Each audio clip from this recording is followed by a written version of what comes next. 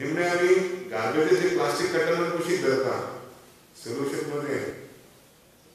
Solution मध्ये खूप लोक समजतात सोल्युशन म्हणून सोल्युशन आता प्लांट जाता ते सोल्युशन म्हणजे प्लास्टिक ते नष्ट करपाक जाय आनी म्हाका दिसता की सगळे आयच्या दिसा आहा पळय तुमी बरें केलें आमी पोल्युशन कंट्रोल बोर्डा कडेन क्लियरन्स केला आमी एनवायरमेंटल क्लियरन्स केला ती सगळी क्लियरन्सां घेवन दवरलेली आमी जाणा की प्लांट घातलो की कंट्रोल येतलो बंद करपाक गार्बेज प्लांट घालून स्टार्ट केलो तेन्नाय कोंट्री येयलो एनजीओ गेलो बंद करपाक प्रयत्न केलो सगळे लोक बंद करताले मागीर पूल जाता तोय बंद करपाक प्रयत्न केलो पूण हे नांव जावचें म्हणून सगळी क्लियरन्सीस घेतलेले कोणें चिंता व्यक्त करपाची गरज ना ह्या प्लांटांसून कसलेंच पोल्युशन ना आसा की पूर्ण भारत हो स्वच्छ आसपाक जाय पण भारत केन्ना स्वच्छ जातलो जेन्ना हांव म्हजें घर स्वच्छ दवरतलो तेन्ना म्हजो गांव स्वच्छ दवरतलो तेन्ना उरलेलो सगळो भारत स्वच्छ जातलो ही कल्पना घेवन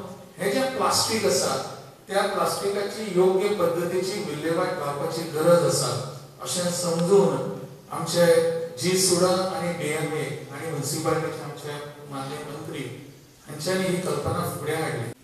The biggest environmental issue today is the plastics. If you take today municipal solid waste, what is liquid all across our country? 16,000 tons of plastic waste alone is liquid the entire country. 16,000 tons. And plastic is made from hydrocarbon. Reversing it back to hydrocarbon is the best end of life solution. The advantage of this technology is there is no pollution, there is no air pollution because we don't burn the plastics. The plastic from the molten state is converted to hydrocarbon. There is no water pollution also because we don't wash the plastics, we don't segregate, we don't sort.